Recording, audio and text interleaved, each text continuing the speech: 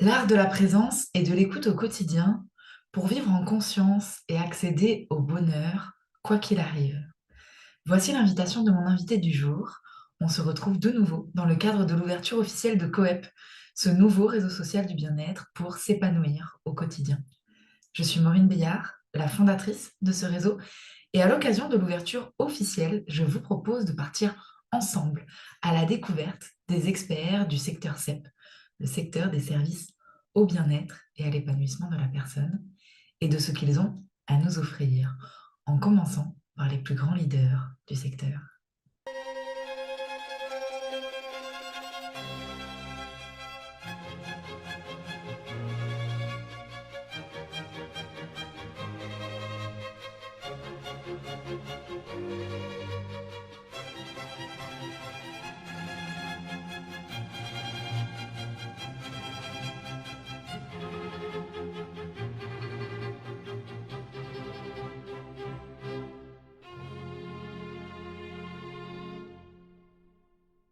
Aujourd'hui, j'ai le bonheur d'être en la présence d'une très grande figure du secteur CEP, enseignante, auteure, conférencière, auteure de 4 ouvrages, dont 2 best-sellers, dont le petit dernier s'appelle L'audace de vivre, publié en 2021. Fondatrice de l'école du mouvement de la vie, elle a créé et enseigne une danse qui s'appelle Movement of Life, ainsi qu'un nouveau concept de pleine conscience en mouvement, intitulé Be and Move. Depuis 10 ans, elle propose des conférences et des retraites partout dans le monde pour apprendre à se reconnecter à l'essentiel et au bonheur d'être, indépendamment de tout autre facteur. Il s'agit d'Armelle Six. Bonjour Armelle, merci d'avoir accepté mon invitation aujourd'hui. Bonjour Maureen, avec grand plaisir, vraiment. Armelle, est-ce que tu peux nous partager, s'il te plaît, ta première fois en tant qu'utilisatrice du secteur bien-être, développement personnel? Qu'est-ce qui a fait que tu as découvert ce secteur? Hmm. Moi, c'est après la mort de mon fils. Donc, pour les gens qui ne me connaissent pas, j'ai eu un enfant qui est décédé en 2001. Donc, j'étais pas du tout ouverte à tout ça ou dans ce domaine-là auparavant. Et peut-être 2 ans après, j'ai lu un bouquin qui s'appelait Va au bout de ses rêves.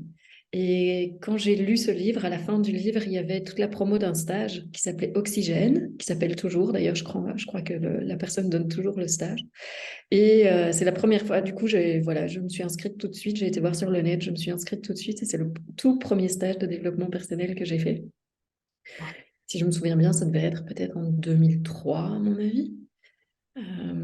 Et c'était un stage de 5 ou 6 jours, donc c'était pas un petit truc pour le premier. J'ai sauté à pieds joints, mais le bouquin était juste tellement extraordinaire et tout ce dont ça parlait, je me disais, mais il faut que j'y aille, il faut que j'y aille. Et j'ai pas regretté en fait. Et il y a des choses que j'ai découvertes dans ce stage-là qui sont restées avec moi vraiment très très longtemps. C'était un stage de quoi? Plutôt dans le corps ou plutôt de thérapie ou... C'était un peu tout en fait. C'était vraiment un stage de développement personnel. Il y avait des exercices qu'on faisait, il y avait des exercices seuls, des exercices en groupe.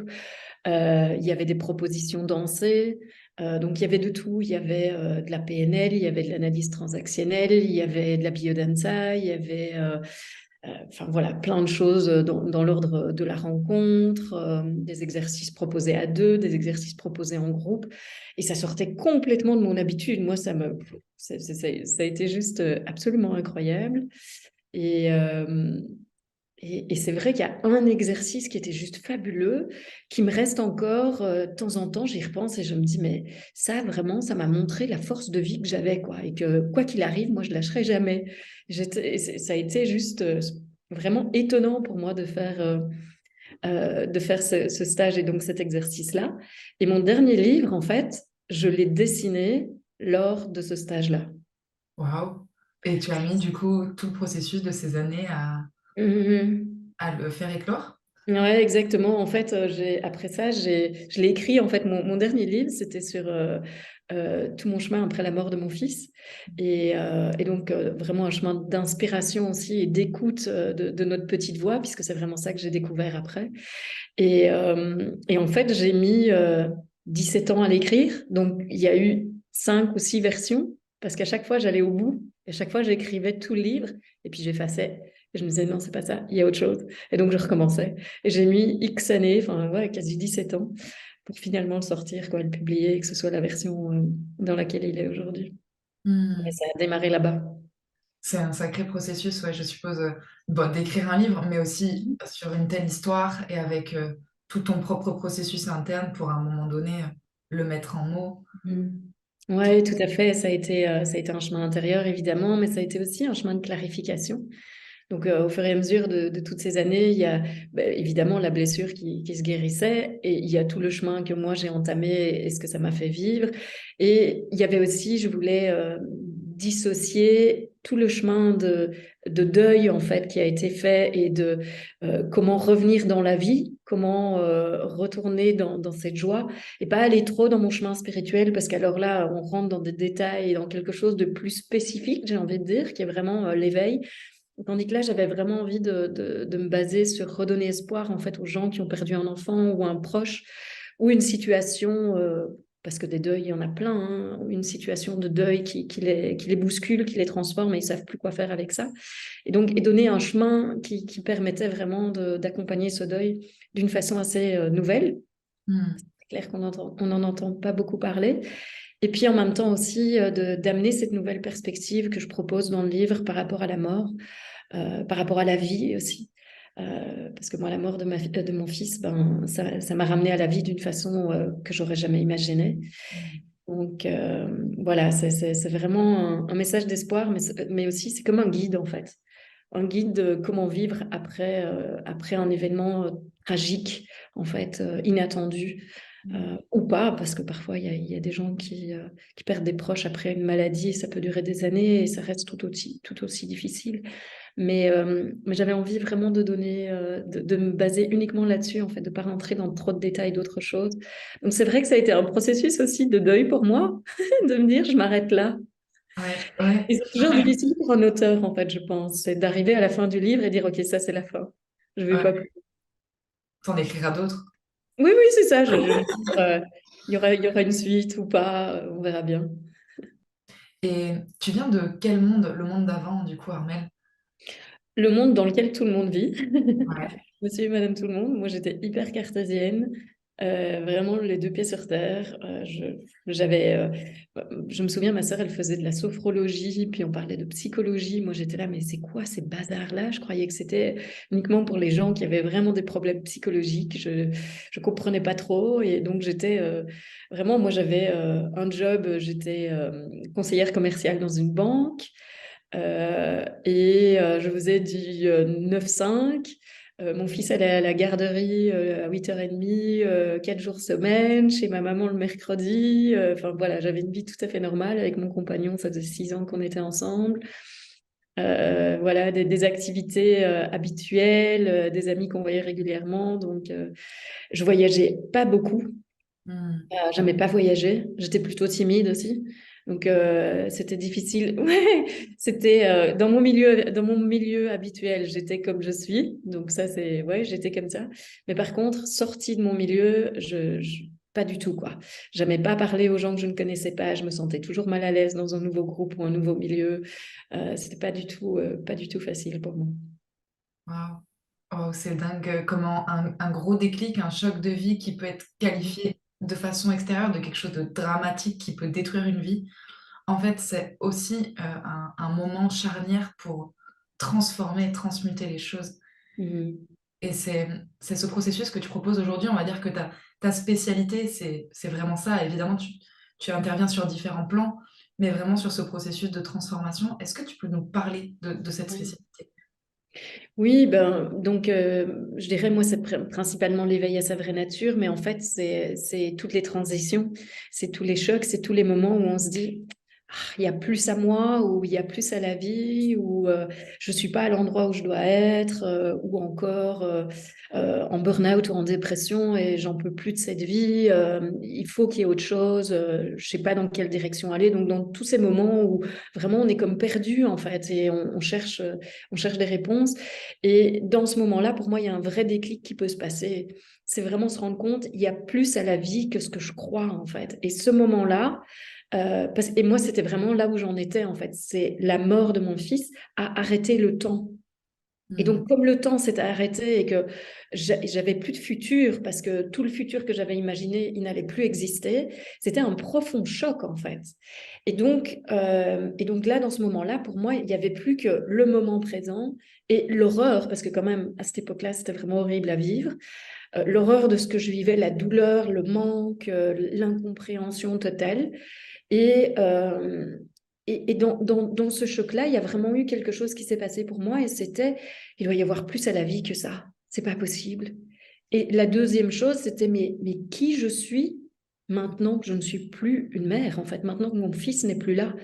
Et donc, c'est des moments comme ça où on a des changements importants dans nos vies et où on a la possibilité de réfléchir ou repenser ou questionner notre identité. Qui je suis.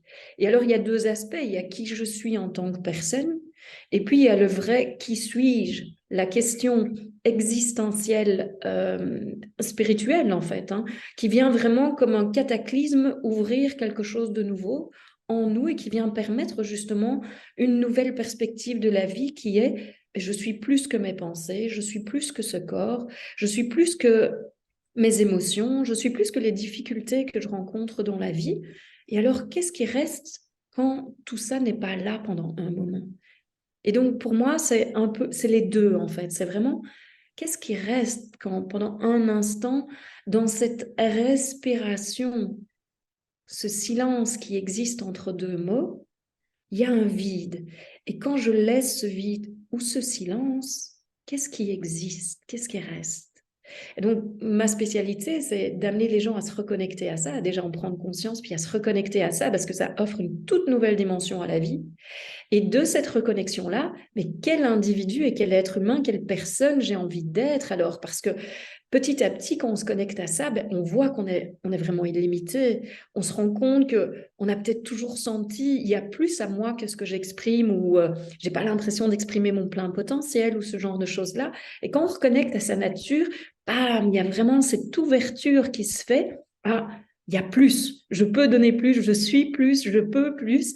On ne sait pas nécessairement quoi, mais le fait de revenir régulièrement se reconnecter à sa nature, eh bien, ce que ça fait, c'est que ça ouvre de plus en plus tous les possibles.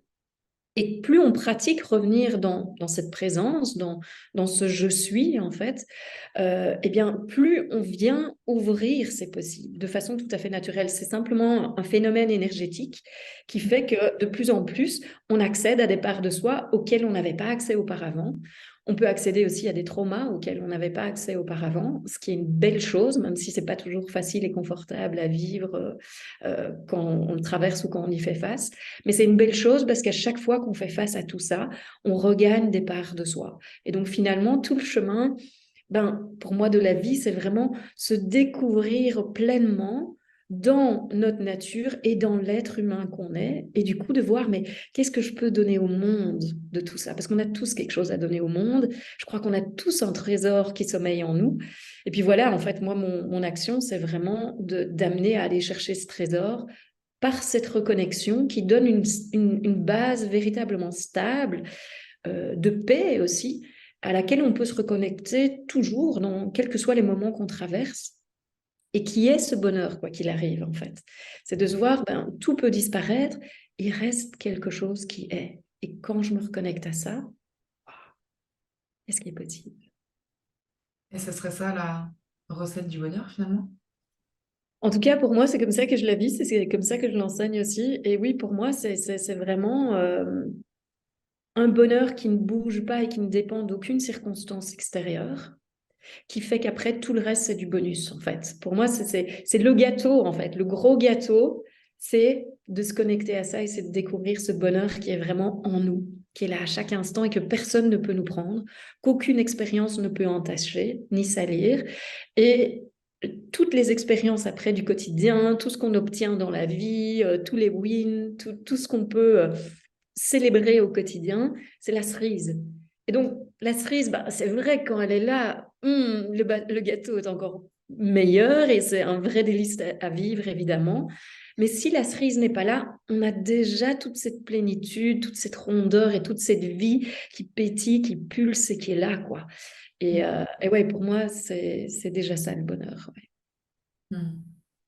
Armel, à partir de ton cheminement personnel, qu'est-ce qui fait à un moment donné que tu t'es dit, j'ai envie de transmettre, j'ai envie à mon tour d'accompagner des personnes dans ce processus? Eh bien, en fait, c'est le deuxième stage de développement personnel que j'ai fait, qui était avec la même personne que le premier. En fait, le premier était tellement waouh, à la fin, il nous a dit, bah, il y en a un deuxième. Si jamais ça vous intéresse, c'est un stage qui dure 6 mois et qui s'appelle, du nom du livre, en fait, ça s'appelait Va au bout de tes rêves. Et c'était un vrai voyage initiatique. C'était hyper perturbant. J'étais en résistance tout le temps. J'étais en colère contre la personne qui donnait le stage, la moitié du stage. C'était horrible à vivre et c'était absolument fabuleux parce que ça m'a fait sortir de ma zone de confort tout le temps. Et c'était bien pour ça que j'étais en colère et que j'étais en résistance d'ailleurs. C'est que chaque pas que je devais faire, c'était me faire sortir de ma zone de confort. Et ça a été magique aussi parce que j'ai écrit ma première chanson, j'ai chanté ma première chanson qui était des paroles écrites pour mon fils. Et ça, c'était juste un- une pure merveille en fait de m'avoir poussé à aller faire ça. Et en fait, durant ce stage, il y a eu une réunion qu'on a eue qui était vraiment basée là-dessus, en fait, qui était basée sur comment vous faites pour sortir de votre souffrance. Et puis, c'était à la fin, c'était vraiment, en fait, pour sortir de la souffrance, il faut donner. Parce que quand je donne, j'arrête d'être centrée sur moi-même. Et en fait, la souffrance, c'est être auto-centrée. Je ne pense qu'à moi et tout ce qui ne va pas dans ma vie, et moi, et moi, et moi, et moi. Mais dès que je commence à regarder à l'extérieur et que je vois qu'il y en a d'autres et que je peux donner quelque chose aux autres, je commence à vivre d'une façon, à être remplie, en fait. Je commence à me rendre compte, ah oui, mais en fait, j'ai quelque chose à donner. J'ai quelque chose en moi, donc si j'ai quelque chose à donner, il y a quelque chose qui vaut le coup chez moi. Même si ma vie est horrible à tous les endroits, il y a quelque chose qui vaut le coup. Et donc, ce mouvement de don, il a véritablement commencé à cet endroit-là pour moi. Et donc, la première chose que j'ai fait, c'était faire une formation en réflexologie plantaire, palmaire et crânienne et médecine chinoise. Et je suis devenue thérapeute et j'ai commencé à donner ça, en fait, à donner des sessions de tout ça. Wow. Et après cette première formation, du coup, quelles sont les autres formations que tu as Ah, ça faites? n'a plus arrêté. Ouais, j'allais dire 17 ans. Oui, c'est ça. Ça a été, après, j'ai fait la psychokinésiologie, j'ai fait des formations en Reiki, j'ai fait des formations psychocorporelles, j'ai fait du massage. Et donc, en fait, après, j'ai créé un petit peu ma technique moi-même et je faisais de la thérapie psychocorporelle, donc avec des soins énergétiques, massage et en même temps de la discussion aussi. Et puis, j'ai moi-même commencé la danse aussi, donc j'ai ajouté de la danse et du mouvement dedans. Et puis, un jour, je suis allée à une retraite et je disais que j'adorais ajouter, associer la danse aux choses que je faisais. Et donc, dans la retraite, qui était la première que je faisais de ma vie, ben, les gens qui faisaient la retraite m'ont dit, ah ben tiens, ce serait chouette qu'on ait quelque chose avec le corps. Ça te dirait de donner une session de danse? Ah ben oui, d'accord. Et donc, il dit, bah, demain, après-midi, ce serait chouette si tu faisais ça. Je fais, ok, d'accord. Et donc, j'ai préparé ma session, je l'ai donnée. Et quand j'ai donné cette session, j'ai entendu, tu vas recevoir une danse méditative douce et profonde. Et là, j'étais, ok. J'ai rien dit à personne parce que je me dis, ouais, c'est ça, je déconne, c'est mon ego, c'est n'importe quoi, blablabla. 3 mois plus tard, j'étais dans leur centre aux États-Unis et je faisais un bénévolat pendant 2 mois. Et en fait, j'avais envie de danser quasi tous les jours. Donc, j'ai débarrassé tout un garage pour avoir de l'espace pour moi. Et après plusieurs jours où je dansais, eh ben, j'ai commencé à sentir mon corps qui bougeait tout seul. J'ai commencé à vivre l'expérience, justement, et ça vient sur Movement of Life, à vivre l'expérience de ce mouvement naturel qui nous vit, en fait. Hein. Et ce corps qui bougeait, et moi, j'étais, waouh, mais qu'est-ce qui se passe? Ce corps, il bouge tout seul. Et puis, j'ai entendu, ça s'appelle Inner Dance, et un jour, tu vas le faciliter et tu l'offriras au monde. J'étais là, ok, bah, si toutes les instructions me sont données comme ça jusqu'au bout, ma vie va être simple, quoi.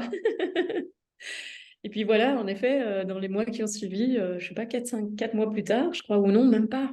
Dans les mois qui ont suivi, j'ai commencé à faciliter cette danse dans la communauté dans laquelle j'étais, et puis à donner des retraites où je l'ai donnée. Et puis voilà, il y a eu plein de changements parce que bah, moi, j'ai grandi avec elle, mais elle a grandi avec moi aussi.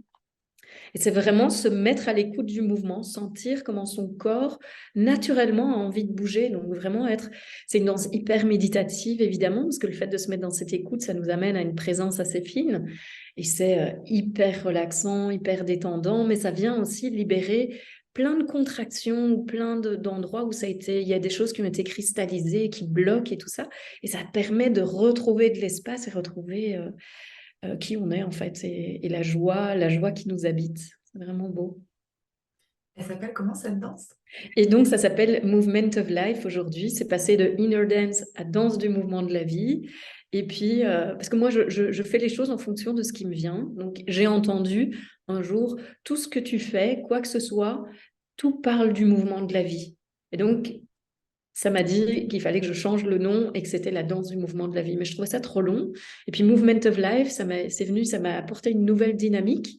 Et puis voilà, c'est en anglais, c'est international. Si jamais ça grandit en dehors des frontières de la francophonie, bah, c'est facile. Et puis c'est vrai que moi, je parle beaucoup, beaucoup anglais. Donc voilà, ça a été encore une autre dynamique de comment amener ça aussi concrètement dans le quotidien. Et c'est vrai que quand c'est passé de danse du mouvement de la vie à movement of life, c'est vraiment parce que c'est une pratique quotidienne en fait. C'est une façon de vivre, un art de vivre au quotidien. C'est pas juste une danse. Donc les gens qui se disaient ah, moi j'ai pas envie de danser, moi je sais pas danser et tout ça, c'est pas que de la danse en fait. C'est vraiment apprendre à être dans cette écoute, voir ce que ça m'apporte et comment mon corps réagit et comment moi je me sens quand je suis dans cette écoute du mouvement naturel. Et peut-être que l'écoute, c'est de rester couché sur son tapis pendant toute l'heure ou pendant tout le week-end de stage. Donc c'est pour ça que ce n'est pas qu'une danse. Et puis après, c'est comment j'amène ça dans mon quotidien. Et moi, toutes les propositions que je fais et toutes les pratiques que je propose, en fait, elles sont très concrètes. Et puis, c'est surtout comment j'amène ça dans mon quotidien. C'est ça le plus important, en fait. Parce que faire un stage, faire une retraite, faire une session, c'est génial. Mais si je médite uniquement quand je vais à mon cours de méditation de 7 à 8, c'est dommage.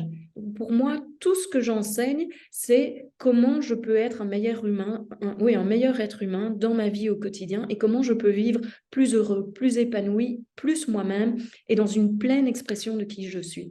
Et pour moi, le chemin spirituel, c'est sa seule spécificité, en fait. C'est pas d'arriver à un état de béatitude quotidien juste pour moi. C'est qu'est-ce que je vais pouvoir donner au monde avec la découverte de ma vraie nature et de qui je suis. Mmh. J'adore le fait que tu soulignes ça parce que parfois il y a des critiques et des détraqueurs du développement personnel qui disent que finalement c'est très centré sur la personne et je suis profondément convaincue que c'est pas le cas en fait, que c'est ce processus de travail intérieur qui à un moment donné fait qu'on est en disposition de pouvoir offrir à l'extérieur. Mhm. Et le fait que tu rappelles ou que tu invites ou que tu rappelles la nécessité finalement, mais de l'incarner au quotidien, c'est après l'extase, la lessive, quoi. Ouais, Comment exact. on est sorti d'une retraite méditative, effectivement, et qu'on retourne dans la vie avec le travail, les enfants, le quotidien, les émotions, les conflits, toutes ces choses-là. Comment on fait, en fait?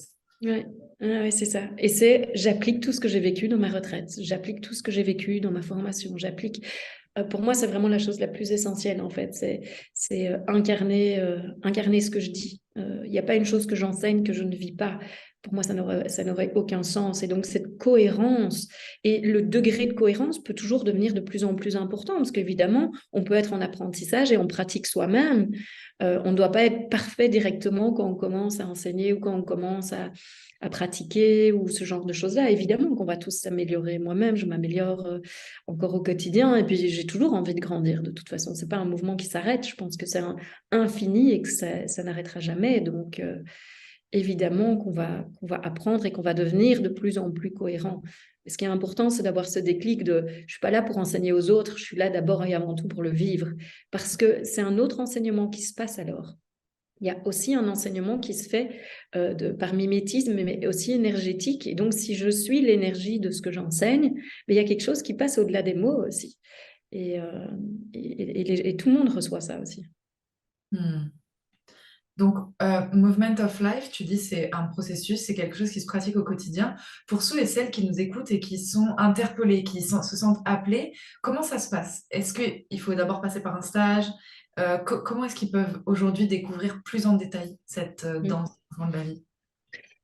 En fait, oui, il y a certainement, enfin, moi j'ai formé pas mal de facilitateurs, donc il y a certainement des facilitateurs qui donnent des sessions, qui donnent des stages ou ce genre de choses-là. Il y en a aussi qui donnent des sessions en ligne et qui proposent même des cours suivis pendant plusieurs semaines ou des choses comme ça en ligne ou des challenges à suivre pour découvrir. Donc c'est tout à fait possible, où que vous habitiez dans le monde, de pouvoir vous y connecter. Et il y a une page qui s'appelle d'ailleurs Au cœur du mouvement de la vie. Et donc là, il y a toutes les infos qui sont mises. Sinon, sur mon site aussi, rencontreenprésence.com, il y a aussi la liste des facilitateurs. Donc, il y a aussi moyen de les contacter, de voir s'ils font des choses ou ce genre de choses-là. Et en fait, chacun peut déjà commencer simplement par vraiment comment j'écoute mon corps, comment j'écoute la vie au quotidien. Et puis, dans la pratique elle-même du mouvement, je ne sais pas, par exemple, vous vous dites, tiens, aujourd'hui, je ne me sens pas très bien. Vous levez, vous vous levez du mauvais pied, vous n'êtes pas en forme.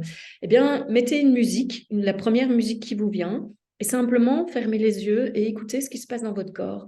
Et voyez de quoi votre corps a besoin. Voyez, est-ce qu'il a besoin de mouvement et de s'exprimer? Vous avez besoin de sauter partout dans la maison. Et c'est une musique où vous avez besoin de rythme pour que ça vienne vous dynamiser et vous puissiez sortir peut-être la colère, peut-être la frustration, peut-être les difficultés que vous avez besoin de mouvement sec et dur et allez, on y va et on expulse tout ça. Ou alors peut-être que vous avez besoin de beaucoup de douceur parce que les derniers moments ont été durs et que pendant ce moment-là, vous vous affalez sur votre divan, vous vous affalez sur votre tapis et vous vous laissez juste aller complètement et qu'il y a un tout petit mouvement de la main qui vient comme ça et qui est tout doux et qui est plein de présence.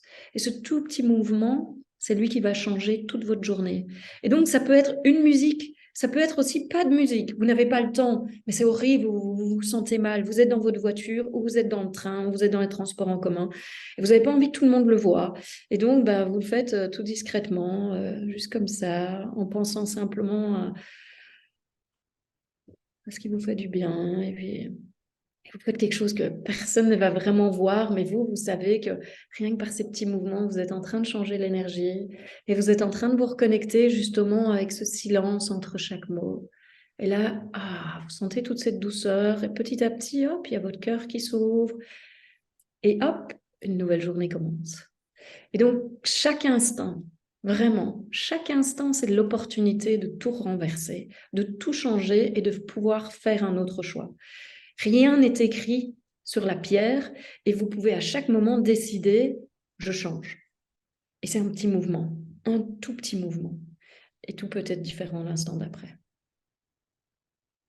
Et Wow. bien sûr, si vous pratiquez ça dans votre vie au quotidien, à être dans cette écoute tout le temps, à suivre vos élans, à suivre vos idées, votre spontanéité, vos impulsions et tout ça, forcément, la vie est juste absolument magique.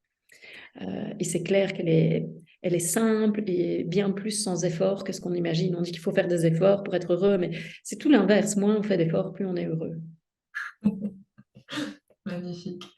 Armel Six, est-ce que tu peux nous parler, s'il te plaît, de cette méditation en mouvement, Be and Move? Oui, donc là, c'est très différent. Be and Move, c'est une pratique qui est très structurée. Donc, c'est 8 sessions. C'est toujours 8 sessions. On n'en fait pas juste une parce que ça n'a pas de sens. Ça fait déjà du bien, mais c'est le cycle complet de 8 sessions. Et bientôt, d'ailleurs, il va être en ligne. Je l'offrirai aussi en ligne. Donc, on pourra le suivre à n'importe quel moment. Et alors là, c'est 8 sessions qui sont vraiment structurées, donc en lien avec le corps, en lien avec comment être présent dans le moment, comment être dans cette écoute, comment être enraciné aussi. Et alors, c'est une pratique où je guide tout le long. Donc, contrairement à Movement of Life, qui est pure spontanéité, et là, il n'y a aucune guidance, tout est libre et vous écoutez votre mouvement intérieur. Ici, je guide un mouvement très structuré, vraiment moment après moment, des prises des marches, des moments d'assises, des moments de rencontres face à soi-même ou de juste être là et d'écouter ce qui se vit à l'intérieur de soi. Et donc voilà, c'est vraiment guidé, c'est très structuré et ça fait hyper du bien. Et pour quelqu'un qui n'a pas du tout la capacité ou la facilité à méditer en étant assis, parce que c'est quelqu'un qui a besoin de bouger et pour qui le mental est très actif, ben en fait, comme c'est guidé, déjà, ça aide. Comme c'est très structuré et que c'est dans le corps, ben, ça permet que le corps soit en mouvement aussi. Donc le système, souvent qui est un système de défense qui fait qu'on est très dans le mental et qu'on a l'habitude d'être beaucoup dans sa tête, il commence à se poser petit à petit parce que là, on est dans le corps et j'arrive à travers l'invitation à cette écoute et puis à la guidance que je fais au fur et à mesure, à amener la personne petit à petit dans son corps et plus dans sa tête. Et donc, à être davantage dans l'exercice proposé. Et alors, on voit que ça s'apaise tout seul, en fait. Et pour moi, c'est ça véritablement la méditation. L'objectif n'est pas de contrôler son expérience, mais justement de permettre un lâcher. Et le seul lâcher qui soit, c'est qu'on arrête de contrôler. Et arrêter de contrôler, ça ne se contrôle pas et ça ne se décide pas. Donc ça veut dire que l'attention doit être divertie vers autre chose pour que ça puisse lâcher. Et là, tout le principe de Be and Move, c'est dans cette guidance et cette structure, qui est un cadre qui soit suffisamment strict pour qu'on puisse justement se laisser aller dedans et qu'en fonction des propositions qui soient faites, ben, en fait, le mental, petit à petit, il lâche, quoi. Et la pensée peut être là, c'est pas du tout un problème, on la laisse faire ce qu'elle a envie et on continue à suivre les propositions, les exercices. Et petit à petit, on sent vraiment qu'on est dans son corps et qu'on est beaucoup plus détendu.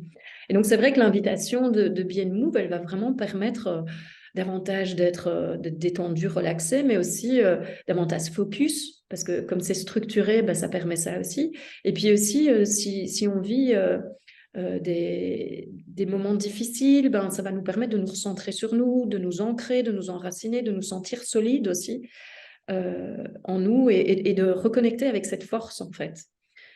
Cette assise qui permet justement d'avancer dans la vie quand on ne sait pas toujours par où aller et qu'on a besoin de cette stabilité pour avancer.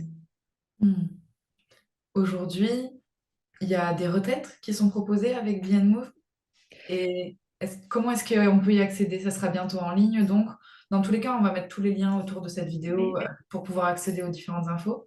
Oui, pour l'instant, je ne propose pas de retraite avec Be and Move, mais pourquoi pas? En tout cas, jusqu'au printemps, je ne vais pas faire beaucoup d'activités parce que j'ai repris des études cette année à l'université.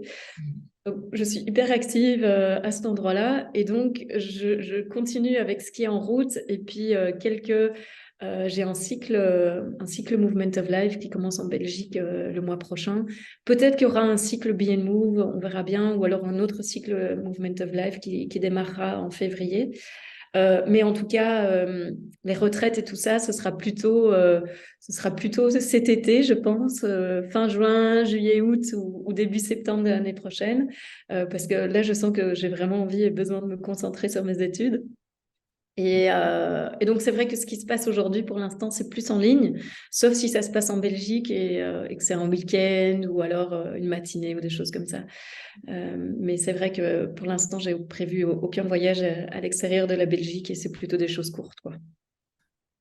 Tes études, c'est les études dans quoi? Je fais des études en sciences politiques. Euh, Ouais, parce que comme je l'ai dit, enfin voilà, je sens que j'ai vraiment à cœur de m'investir dans la politique et m'investir dans mon pays et d'apporter justement toute la conscience que j'ai développée aujourd'hui, toute l'humanité aussi que j'ai découvert et toute la façon dont je vois et vis le monde, les choses, les relations, tout ça. J'ai envie de l'apporter de façon beaucoup plus vaste et donc aussi que tout ça puisse faire partie de la politique, en fait. Donc, je sens que c'est une nouvelle direction pour moi et j'ai envie de connaître suffisamment le milieu dans lequel je vais que pour me sentir complètement à l'aise. Donc, c'est pour ça que j'ai décidé de reprendre des études. Et puis, de toute façon, j'ai fait une formation il y a quelques années en guérison et intégration des traumas collectifs, culturels et intergénérationnels. Et donc là, pour l'instant, je fais un certificat universitaire qui est relations internationales et analyse de conflits, et je me sens mais carrément dans mon élément, quoi. J'ai l'impression c'est juste magique, c'est absolument fabuleux. Donc, ouais, voilà, je sens que c'est aussi, quelque part, c'est comme si ma conscience s'ouvre aussi de façon plus vaste, pas uniquement sur la sphère spirituelle, pas uniquement sur mon environnement, pas là où je suis habituée à œuvrer, mais ben voilà, maintenant c'est mondial, c'est encore plus grand et c'est dans tous les domaines de la vie. Et moi, ça me donne une joie, mais incroyable, quoi, en fait. Waouh, je suis profondément touchée d'entendre ce témoignage parce que ce que j'entends à travers cette interview, c'est un processus de, de quelqu'un qui était dans la vie normale, le monde normal, et qui à un moment donné a eu une rupture, un choc tellement fort que ça l'a amené à découvrir autre chose. Moi, je parle dans mon propre processus du monde normal et de mon monde caché. Et Mm. en fait, ce dont tu es en train, enfin en tout cas ce que moi j'entends à travers ce que tu témoignes de cette reprise d'études, c'est cette volonté à un moment donné de revenir véritablement dans le monde normal avec Mhm. tous ces cadeaux à offrir parce que je crois que c'est tellement important de ne plus séparer en fait ces deux mondes. Et vraiment, je suis profondément touchée d'entendre ce processus que tu as. Ouais. Ouais, merci. Et tu sais, du coup, ça me fait penser, en t'entendant, Maureen, ça me fait penser à une autre raison pour laquelle je suis autant dans le don de tout ce que j'ai découvert. C'est que l'enseignant spirituel de la communauté dans laquelle j'étais aux États-Unis, un jour, il m'a dit, parce que je vivais beaucoup d'expériences d'ouverture de conscience, et c'est vrai que bon, il y avait beaucoup d'expériences mystiques, de choses comme ça que je vivais. Et il m'a dit, à ceux à qui beaucoup est donné, beaucoup sera demandé. Et cette phrase ne m'a jamais quittée, parce que c'est vrai que j'ai énormément dédié ma vie à ça, en fait, enfin quasi que ça. J'ai une vie à côté quand même, j'ai une vie personnelle aussi, hein, mais toute ma vie, c'est ça, en fait. Et sa phrase a véritablement changé ma vision des choses, parce que moi, j'ai pas de week-end, j'ai pas d'horaire, j'ai pas, enfin, tu vois, j'ai pas de compartiment entre mon travail et ma vie privée. J'ai juste la vie. Donc, ouais, moi, enfin, tu vois, c'est beau la façon dont tu définis le monde normal et mon monde caché. Et moi, il y a juste la vie, et il y a juste le monde, et il y a qu'est-ce que je peux apporter à chaque instant, en fait. Et pour moi, oui, c'est exactement pour conclure avec ce que tu disais, revenir là-dessus. euh, Tout le principe du développement spirituel ou développement personnel, ben, c'est de se changer soi pour pouvoir être pleinement qui on est dans le monde, apporter cette nouvelle énergie et du coup ben, permettre à autre chose de vivre, de se proposer en fait. Oui, oui, tout à fait. Donc c'est vraiment une intégration qui est suffisamment forte, qui est suffisamment profonde, que ben, elle ne fait que vouloir se donner de façon concrète et simple. Hmm. En tout cas, je crois que pour les gens qui nous écoutent et qui peut-être sont au tout début d'un cheminement ou peut-être même ont encore peur, peut-être qu'ils entendent encore comme à l'époque quand tu entendais ta sœur parler de naturopathie avec un truc un petit peu de c'est étrange. Je trouve que c'est merveilleux parce que le message c'est aussi tout va bien. Ce sont des choses qu'on intègre aujourd'hui dans nos quotidiens et qui sont parfaitement intégrables dans nos quotidiens de façon parfaitement normale finalement. Oui, tout à fait. C'est même une façon beaucoup plus épanouie de vivre notre quotidien. C'est pas juste que c'est intégrable. Oui, ça fait peur parce que c'est un changement et tout changement fait toujours peur au système et c'est normal. Mais c'est vraiment une nouvelle perspective de la vie pour avoir une vie encore plus épanouie et puis avoir un quotidien où on se lève le matin, on est hyper excité de se lever le matin, on est content de se dire, OK, qu'est-ce que je fais aujourd'hui? Et c'est vraiment ça, en fait. Pour moi, la vie, c'est ça. C'est pas de se lever et dire, pff, c'est encore gris. Oh, qu'est-ce qu'on va faire aujourd'hui? Moi, je connais ça. Moi, j'ai un papa qui est comme ça. Et, et moi, déjà petite, quand il commençait comme ça, je lui disais, mais papa, tu expires la joie de vivre, mais c'est magnifique. J'étais enfant, quoi. J'avais 10 ans et des années, pendant 8 ans, 10 ans, je lui répétais la même chose quasi à chaque petit déjeuner quand il commençait avec ces trucs-là, quoi. Donc, Excellent. ouais. Excellent. Dernière question pour clôturer cette interview. J'aimerais parler de coep. et savoir qu'est-ce que tu aurais envie de dire à ceux et celles qui hésitent peut-être à rejoindre ce réseau et à entamer une démarche de développement personnel, parce que c'est comme ça que Mm. ça s'appelle. Bah, moi, ce que j'ai trouvé, en tout cas, de tout ce dont on a parlé par rapport à ton projet, par rapport à Coep, bah, j'ai trouvé ça très chouette d'avoir comme un annuaire qui référencie des gens d'une façon sérieuse, avec qui, bah, pour lesquels on peut avoir vraiment un background de ce qu'ils ont fait. Et donc, je trouve ça chouette parce que c'est vrai que parfois, ça peut faire peur quand on va dans un nouveau domaine de notre vie. Et puis, certainement celui-là, je pense, plus que d'autres, parce qu'il est moins traditionnel. Et puis, on nous en parle pas à l'école. Et puis, nos parents nous apprennent pas à vivre comme ça. Donc, on a parfois un peu peur d'aller dans cette direction. Et je trouve ça chouette d'avoir un référencement qui donne du sérieux, dans lequel on peut se lancer en se disant bah, je ne pars pas dans n'importe quoi.